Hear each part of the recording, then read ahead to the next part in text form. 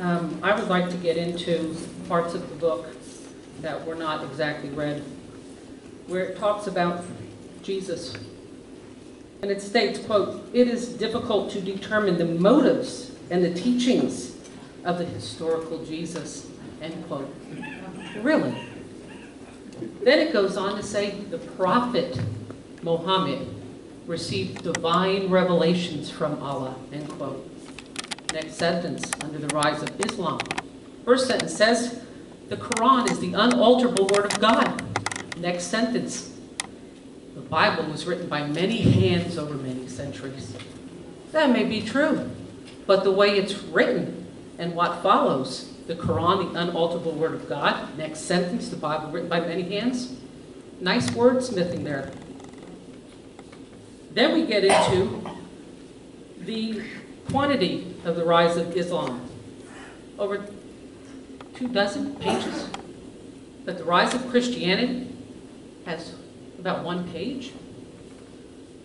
Then it gets into, quote, "Muslim women fared better legally than Christian or Jewish women," end quote.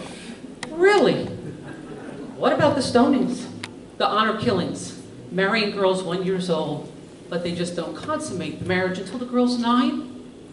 The women have no rights. They can't vote. They cannot divorce their spouse. 4 male witnesses to charge a man with rape. They're better off than Christian women?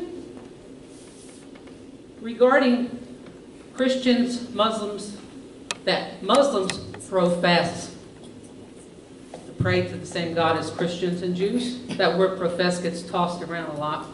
Fine if they want to profess it in their section under Islam, but it's absent in the Christianity section of that book of what Christians profess, pray to and about.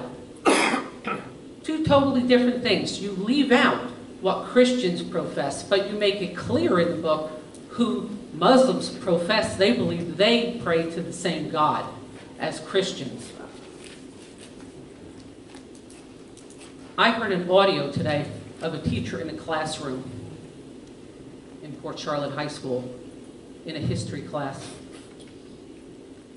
And I'm going to say it again because I have the right to say it. I want you to hear it from my mouth. An audio of a teacher in a history class calling a Christian a dumb explicative, end quote. Then going on to say that Christians, Jews, and Muslims worship the same God, quote unquote. What happened to the word profess? And this teacher is teaching our students this. I am asking you to remove these books, not because we want censorship, that's a lie. Not because we do not want to teach Islamic history, that's a lie. Your time is up, thank you. We want the truth. That's right.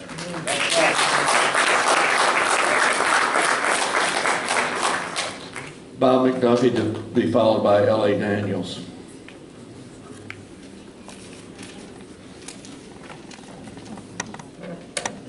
Superintendent Winter, my friend, Chairman Swift. Speak in the microphone, Bob. Well, I can be heard, I'll tell you that. All the dignitaries, it's good to be here for a few moments. I appeal to your God-fearing common sense. The golden rule is, do unto your children, do unto others, have do unto you. We all have children. We all have grandchildren. Would you purpose want to tell your children a lie? Would you want your children educated with a lie when you know it's a lie? No. That's the golden rule. So I appeal to your God-fearing common sense to do the right thing. Does truth matter to the leaders, the teachers, the union of Charlotte County? Does it matter? Truth should matter. I believe it does matter to you. And we need to speak the truth, and we need to speak the truth in love, and that includes education. It is the education and not indoctrination. I happen to be a pastor. I indoctrinate in our church. I also educate, but I do not send my children to the school system here, nor my grandchildren to be indoctrinated, but to be educated And there's a vast difference between education and indoctrination. We have a textbook declaring the God of the Muslim, Allah, and the Christian God are both one and the same is ludicrous. Listen, Muslims, Jesus Christ is God in the flesh, revealed as the Son of God. Now, what Muslim would agree with me on that? That's right. Do you agree with that? If you're a Christian, you have to agree with that. I mean, I'll be a Christian, I don't know. But the Christian said Jesus Christ is God revealed in the flesh as the Son of God. That's a fact. That is not in the textbook. Now, I'm a Rotarian. I take a 4-way test every Tuesday morning. And there's a question I ask, and I put this textbook to these 4-way tests. Is it the truth? Is it fair to all concerned? Will it build goodwill and better friendship? Will it be beneficial to all concerned? This textbook fails that 4-way test. So I encourage this committee to do the right thing and remove this textbook from the classroom because it is not true. It is full of errors and bias, and we need to do better for our children and our grandchildren. Thank you very much. Right. Thank you, Mr. President. L.A. Daniels to be followed by Dave Kesselring.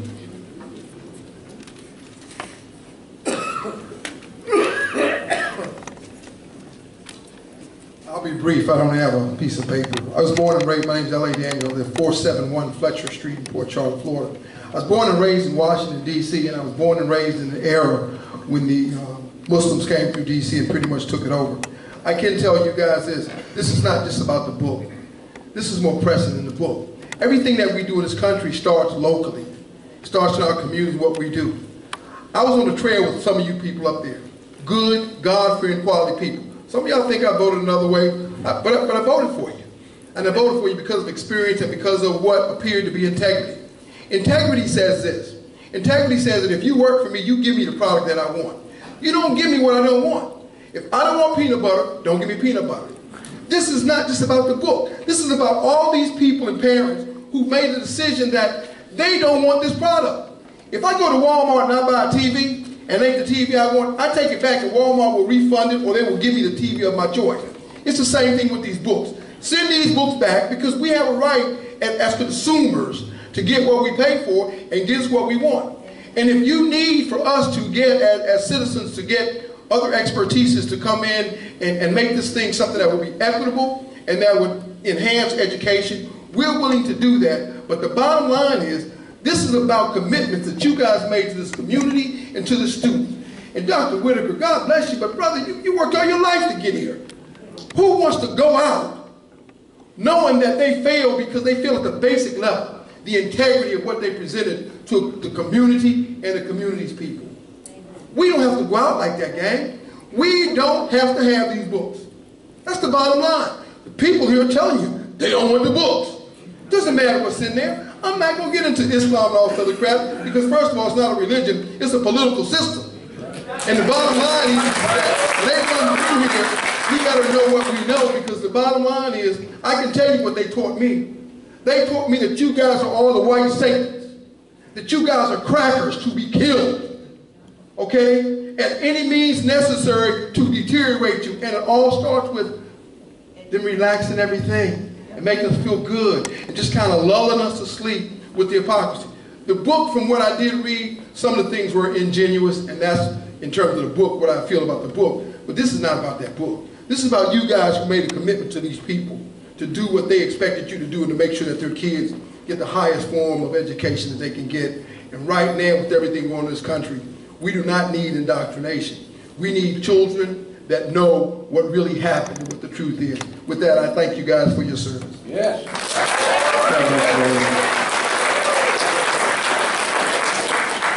Dave Kesselring to be followed by Helen Wolf.